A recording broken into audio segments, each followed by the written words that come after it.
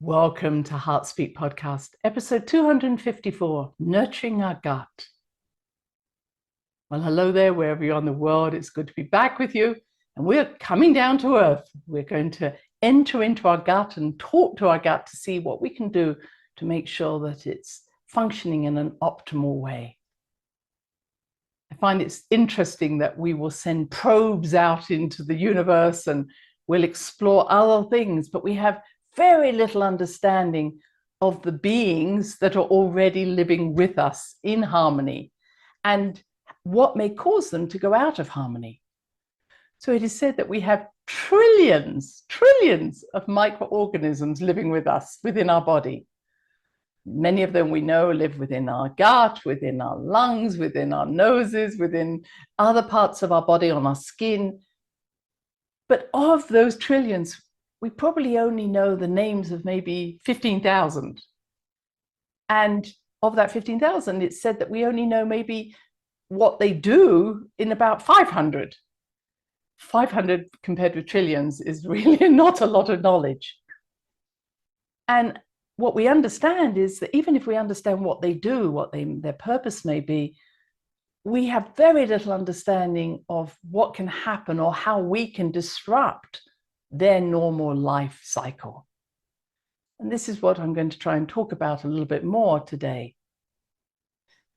So we're going to focus on the gut because it's really becoming very apparent that what they call the microbiome, this microorganism environment that exists obviously in the soil as well and in other places, but our personal microbiome has a lot of activity that can cause us not only physical problems in the gut, but also affect greatly our immune system, our cardiac system, and surprisingly, our mental state.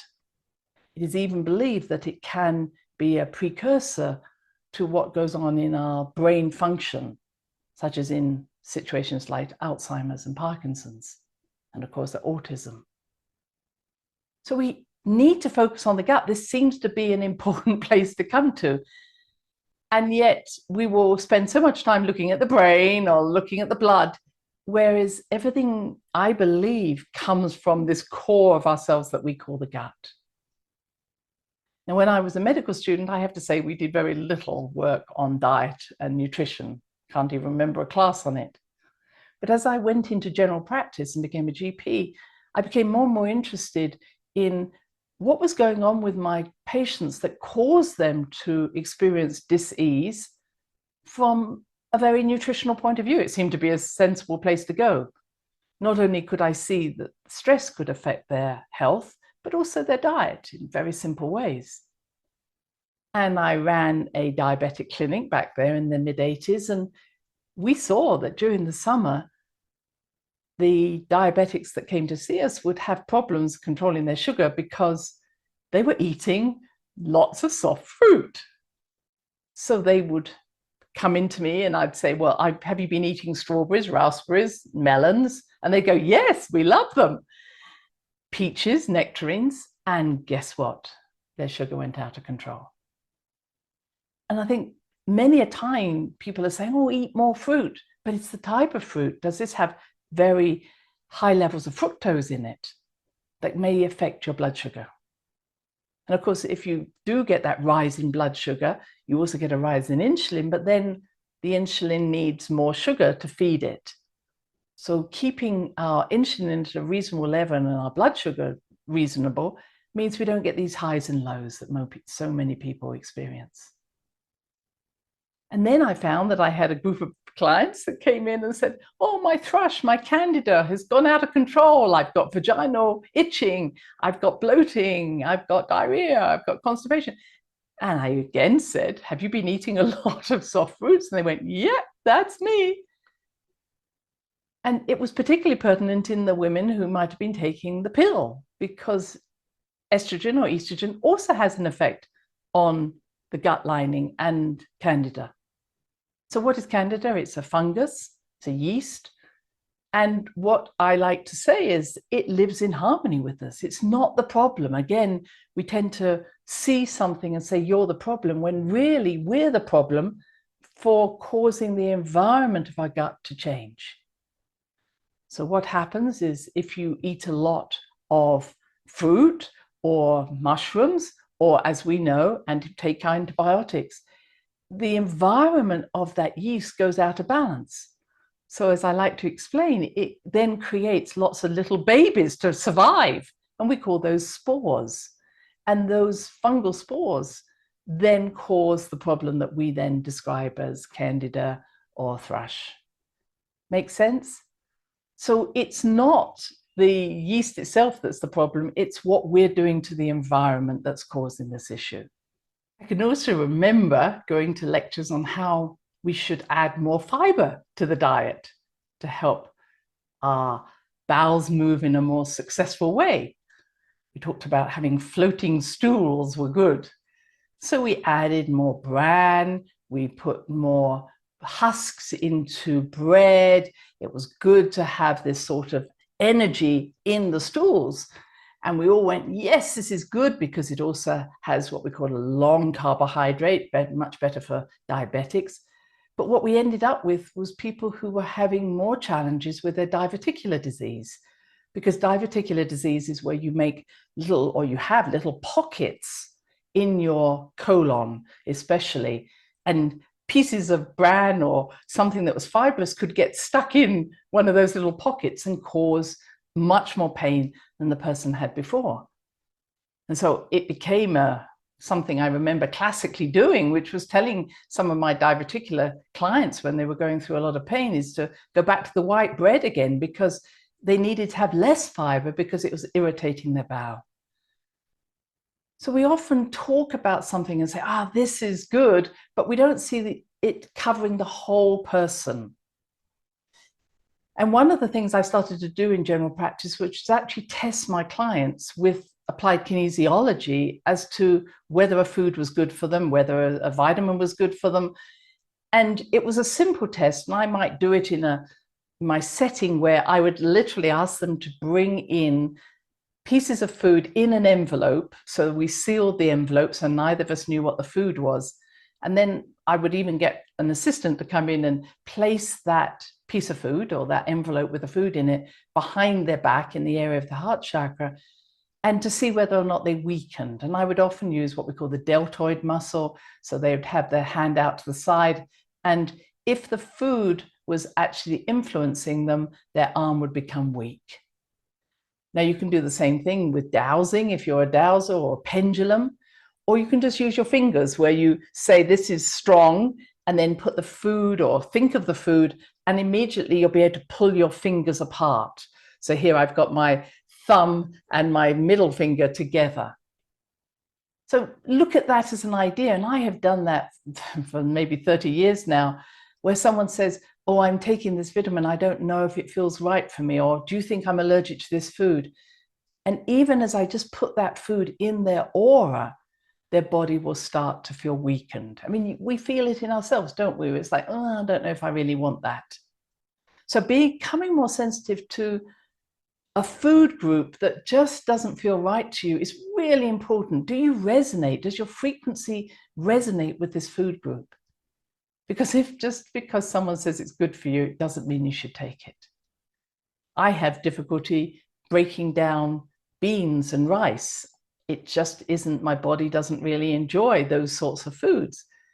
And sometimes people say to me, oh, well, you should take this to stop that. And obviously you can take little tablets to help break down such fiber. And I just come back and say, well, we don't have that on my planet. That tends to shut them up. Because just because someone says it's good for you, it may not be in your frequency.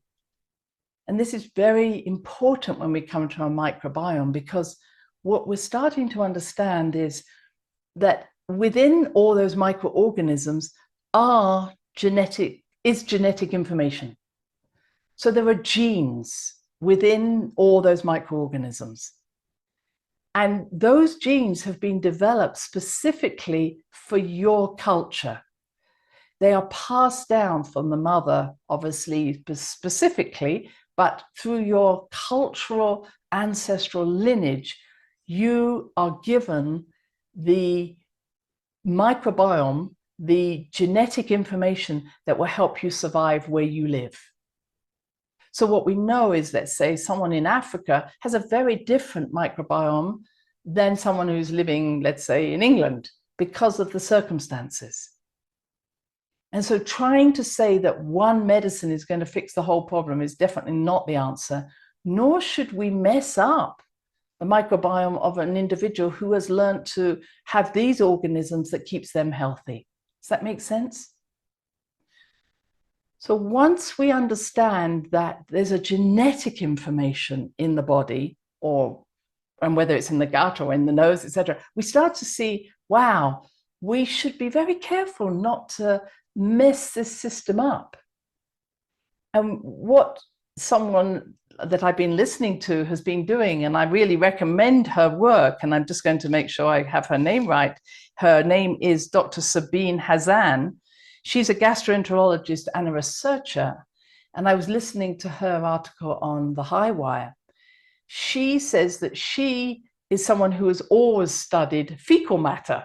Not everybody's choice, but this is what she did. And she said, I used to be asked by different drug companies to test their products out and to see what this started to do to their microbiome. And she said, I wasn't affected by should this work or not. She said they just wanted to know the effect. And she said, I was fascinated to see that how different these microbiomes are, as I've just explained. But she went on to one of the practices that is becoming more common, which is what we call fecal transplant. And so she says you put a piece of feces from someone who's healthy into a capsule and you get them to swallow it, and you can have remarkable effects.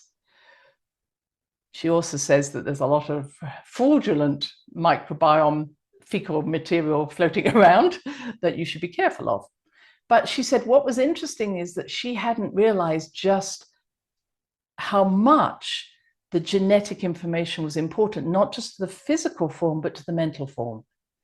And she only saw this when she saw that someone's experience, their fecal matter, that were from a person who had manic depression, once it was given to a person who didn't have manic depression, it actually caused this person to have manic depression symptoms. Now that's an extreme, but she said, I never realized that not only was I exchanging fecal material that may have an influence on their gut, they were trying to calm down the gut, but that it was having an influence on their mental state. And as we'll see when we talk about probiotics and prebiotics, what we're starting to see is symptoms such as depression, anxiety, stress. A lot of this has to do with what's going on in your gut. And what she's saying is that someone who has been involved in fecal transplant, you have to be extremely careful about where you're getting your genetic fecal material from. Because she says in the list that she's being asked to use for research, nobody's asking what's your mental state. They're saying, have you got a healthy bowel? But this really brought to mind, wow, what's going on? So before I go into that, let me come to my own experiences in terms of looking at the chakra system, the psychospiritual messages of disease. So what are we talking about? We're specifically looking at the solar plexus, just over the area of the stomach, the sacral chakra, the base chakra. Solar plexus, the stomach. This is the big satellite dish where we pick up information. It picks up emotional and psychic information that's often unspoken. So if you are very sensitive, you have a huge satellite dish at that solar plexus picking up everything that's moving around you.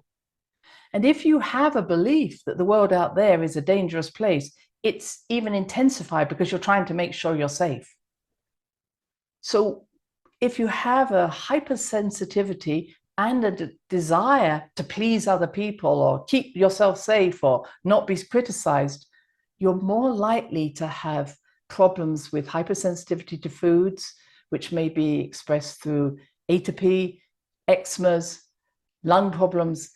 This whole hypersensitivity is often at the solar plexus level. So calming the stomach down with some medicine isn't going to work if your solar plexus is wandering around too open. The idea, therefore, to close that solar plexus, to calm it down, and even put your hands across your stomach, which we naturally do. But also, of course, we do our inner work to realize that the world out there is not a danger to us as much as helping ourselves to become stronger within ourselves.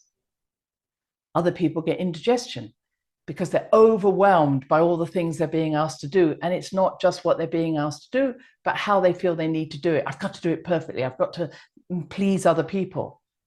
So we have a lot of people with indigestion. We have a lot of people with reflux, which is now called GERD, G-E-R-D, esophageal, we use the E, gastroesophageal reflux disease. Well, it's reflux, okay? Heartburn. So what is this? Okay, so we know it's a lax esophageal sphincter. But more importantly, what's going on here? So what I commonly see is you're burning to say something. The burning is coming up to the throat chakra, and then you swallow it again. So the burning, the heartburn, is very much about what's going on in your stomach that you're burning to say, but you're not allowing it, so you're swallowing it. And where's the burning coming from? Coming from a sense of anger, irritation. So what are we not expressing? What's going on? And where are we getting irritated? You understand? So we have to look at this whole cycle of mind, body, spirit, rather than just, oh, we've got to take something to calm this down. And I need to say just at this point that what we take to slow it down is, oh, we take antacids, or we take H2 blockers, or we take proton pump inhibitors. What are we doing? We're shutting down the acid in our stomach. And everybody says, oh, yeah, you've got too much acid in your stomach. Well, what happens is you can't then digest the food because you need acid in your stomach. So I've had times where I would actually add acid to someone's diet. Literally, you can buy hydrochloric acid tablets because they'd taken so many antacids, they had no acid left. And you're not dealing with the problem. Why are they so stirred up? What's going on in them? Why are they taking on all this energy? We go down to the small intestine. Small intestine, we have a now again SIBO test. Oh, here's a SIBO test. Oh, must have that one done. Small intestine, bowel, over something or other, overgrowth. SIBO. Oh, I'm having a SIBO test. Okay, so now we're looking, is your small intestine, bowel, overgrowth in your microbiome? Oh, yes, it is. Oh, what should we do? Oh, let's send down antibiotics. Oh, what do antibiotics do? Oh, they knock out all your microbiome. Oh, that's solving the problem, I don't think. So what is the small intestine? The small intestine is linked to the heart in acupuncture. Small intestine is the ability to absorb into ourselves that which nurtures us and to not absorb those things that don't nurture us. So knowing to be able to say, this is me, this is you, having healthy boundaries is a good way of having a healthy gut, a small intestine. It's part of what we call the immune system.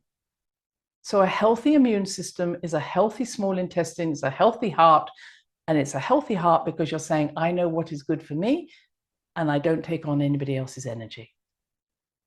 So then we have something called a leaky gut, and a leaky gut is being blamed on this poor protein that is not keeping the linings close together, so the gaps are appearing. So, oh, let's treat the leaky gut. Well, yeah, but what this is really telling me is this person has poor boundaries. They don't know what's right for them. They don't know what nurtures them. They're being led by everybody else telling them what they should do. And of course, we then start to see gluten sensitivities. We see, of course, celiac disease, and we see many other illnesses coming here. But the small intestine is our boundary, and it's so about, I will honor myself, I nurture myself. And I find that so many times I speak to people and say, well, what nurtures you? And they go, I don't know. What brings you fun? I don't know. What do you need? I don't know. So it's coming back to what is resonant with us, what brings us nurturing. Healthy gut, healthy mind, healthy immune system, they all go together. And then we go to the large intestine, which is where do we get rid of information? So the large intestine still breaking down foods, but it's not absorbing. So it's breaking it down, it's mashing it down. And the system is, okay, eventually you let go of it at the other end, at the rectum end. But no, I'm going to hold on to it because I don't want to let this go. So what do I see in the large intestine? I see holding on to old hurts, resentments, and wanting to keep regurgitating them to remind yourself just how bad this situation was. So I'm going to say, if you have diverticular disease, if you have bowel cancer, you have other systems in there, problems there in the colon, it's like, are you letting go or are you holding on? And then you talk about constipation. If you can keep telling me a story about what happened to you 40 years ago, you are holding on.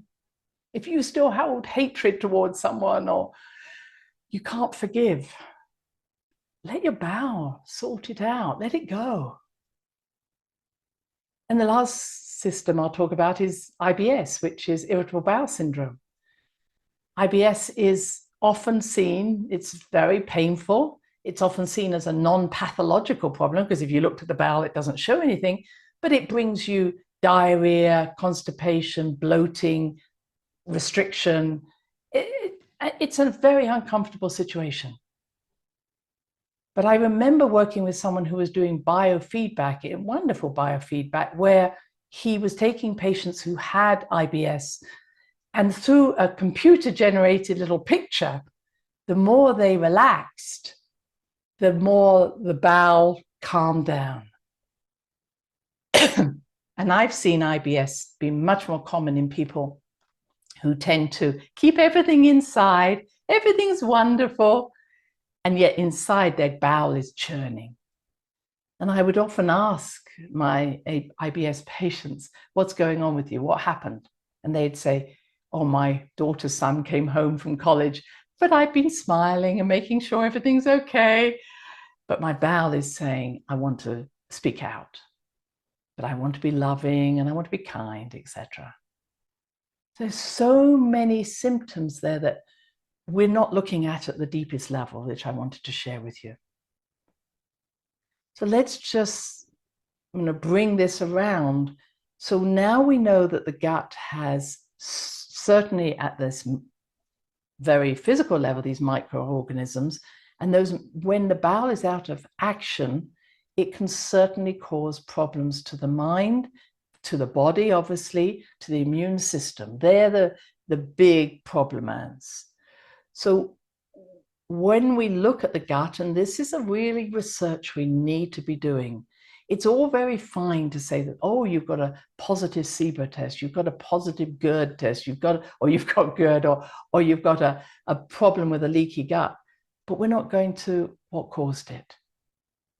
We now know, of course, that antibiotics can have a huge effect on this, wiping out this natural balance of the microorganisms. We know that steroids can do the same, oral steroids, although there's, of course, a reason for being on them. We know the pill can upset the balance. We know stress upsets the balance. We know that ibuprofen or any of the non-inflammatory painkillers can do this. We know that diet can do it by putting too much sugar, for instance. We know that GM crops and any GM foods can do this, especially if pesticides have been used to control any problems around those GM crops. And we know, for instance, that someone who tells me they're gluten sensitive may well find that they can eat gluten in other countries where GMO was not allowed. So it's not, again, the wheat that protein you may be sensitive to, it may be where it's come from. Dr. Andrew Wakefield, who did a lot of good work as a gastroenterologist at looking at inflammation of the bowel in a small group of autistic children, was then vilified and had his license taken away because he made the statement that said that possibly this has a connection to the MMR vaccine. Of course, everything blew up, but if you're interested in following that, do look up his work. But what he said, and what others have said, that 90% of autistic children have some sort of bowel issue that often causes them, in a smaller proportion, to be in so much pain they don't want to eat. He said he couldn't understand how these children weren't screaming with pain, because when he looked at their gut, it was almost as if their whole gut was inflamed. This research has gone on, and people still saying, well, no, this isn't true, because of course, if we mention the word vaccine, it's actually no. But there are other doctors who've taken the work and, staying away from the word vaccine, have said, yes, there is a dietary issue in autistic children. Not all of them, but I know that if I had a child who had been diagnosed with autism, I would want to try the diet. And I understand they are already very picky about food, but working with their food intake certainly can help out. And it can help out to such a degree by just taking out the casein that's in the milk and the gluten that's in the bread.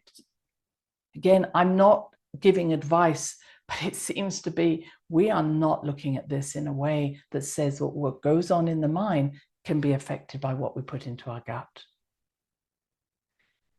There's also the influence of probiotics. You may have come across probiotics, you may be taking them. Dr. McCullough has shown that literally putting someone on probiotics, and this is something you can buy over the counter, it doesn't have to be something that comes out of the fridge, but that you can actually reduce someone's anxiety, their stress, their depression, just by putting them on probiotics, something like lactobacillus, etc. They have shown that in the probiotics is an ability to lower the pH, make it more acidic, which produces more lactic acid, which helps the gut.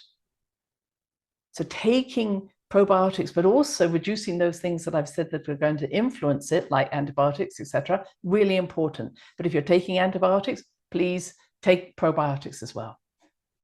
There's also prebiotics. Prebiotics are seen in the fermented foods, the onions, the leeks, the pickles, the olives, apples, bananas. Some of these foods that will ferment if you leave them long enough are said to also help to lower the pH, increase immunity. Might not be for everybody. Some of those foods may not suit you. But if a food can ferment, then it's probably good. Kefir, yogurt, sauerkraut. But being careful that if you do take yogurt, don't take a yogurt that's got a lot of sugar in it, because you're just defeating the object. So looking at probiotics, prebiotics is really important. And just coming back to Dr. Sharon's work, she worked a lot with COVID, and she said what she found is the people who got the most severe cases of COVID, and because she was taking fecal samples before and after, she found that those who had the greatest symptoms had almost no and microbiome. Their microbiome environment was very low, or as she was saying, there's very poor diversity. So the more we take those foods or do those things that I've suggested that don't help us, we lose the diversity of our microbiome, and it feels that that is a key to this. And she said, you know, even amongst a brother and sister, the brother having really healthy microbiome with lots of diversity, he hardly was affected by COVID at all. The sister was badly affected. So it's not necessarily just the virus that can have an effect on this. It's actually what is the environment in which that virus is seating itself. And this was very much one of the ancient statements, which was, it's not the virus, it's the soil that matters. And that I've been studying for a long time. And the soil is what is the virus falling into: mental, physical, spiritual health. What is the soil? your mental state, your physical state, your spiritual state will affect how that virus affects you. And sadly, again, it's been seen that because the vaccine for COVID has spike protein in it, and you are actually a manufacturer of spike protein, the more you take of that vaccine, the more you are destroying your microbiome. Because there is some people, as I say, it's not everybody, but those who already start out with a low level of probiotics, healthy microbiome, they are going to be greatly affected. So I hope I've covered a large area for you. Please look at what are you putting into your body. Is what we're doing helping us or not? Please think about taking probiotics. Please think about changing your diet so you're not taking processed food. Please think about taking healthier foods. Be aware of this new coating they're now putting on fruits. I think it's called AFL. Produced to actually coat the fruit. Has to be now being labeled on the fruit, but that coating has so many things in it that we do not need in our body. So even if you might say, oh, this is organic, if the food is being coated and you're eating that, you're already doing yourself some damage. Please go local, know who your farmer is, know what soil they're growing their food in, and be kind to your gut, mind, body, and spirit. Until next time, bye-bye. Thanks for listening to the HeartSpeak podcast with Dr. Christine Page. Please check out all HeartSpeak episodes in the podcast archive section on www.christinepage.com. HeartSpeak is also available on iTunes, Spotify, Google Podcasts, Sticher Radio, and now playing on Amazon Music and iHeart Radio. You can also watch the archive podcast on Christine's channel, on YouTube, and now on Rumble. Connect with Christine on Instagram, LinkedIn, and Facebook, including her newest Facebook group, The Great Mother Calling. Do share with family, friends, colleagues. Join us next time for another edition of HeartSpeak.